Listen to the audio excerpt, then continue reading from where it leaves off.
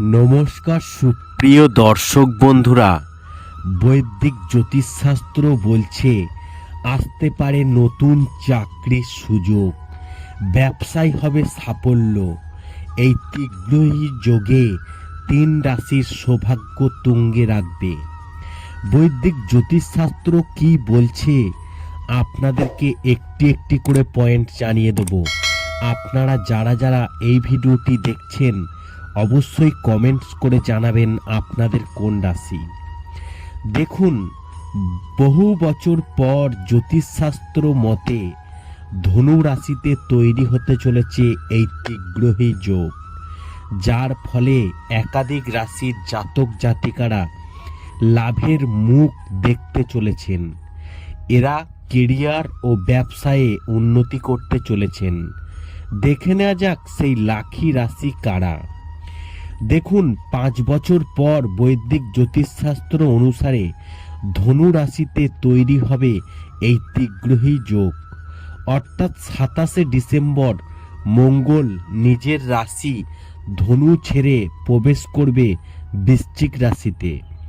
সেখানে সূর্য আর বুধ আগে থেকেই উপস্থিত থাকছে, আর যার ফলে তৈরি হচ্ছে এই তীব্রহী যোগ।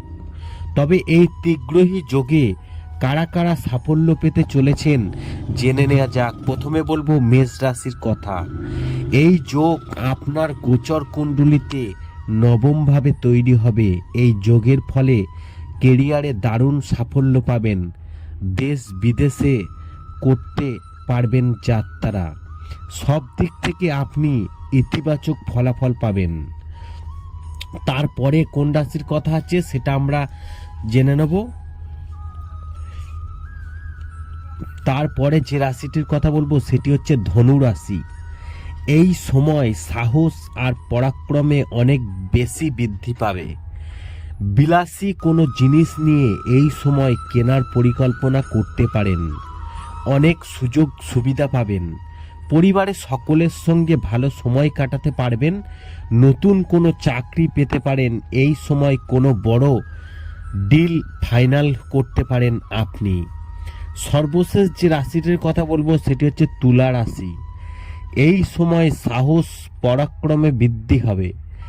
বিদেশের সঙ্গে যাদের ব্যবসা জড়িত তাদের এই সময় লাভ হবে। প্রতিযোগিতামূলক পরীক্ষায় যে পড়ুয়ারা রয়েছেন তাদের হবে লাভ। কারোর চাকরি হতে পারে এই সময়। ভাই বোনের সহযোগিতা প্রাপ্ত হবে। আশা করি এই ভিডিওর মাধ্যমে আপনাদেরকে জানাতে পেরেছি সংক্ষেপে আলোচনা করে বৈদিক জ্যোতিষশাস্ত্র অনুযায়ী এই তীব্রহী যোগে এই 3 রাশির সৌভাগ্য তুঙ্গে রাখবে।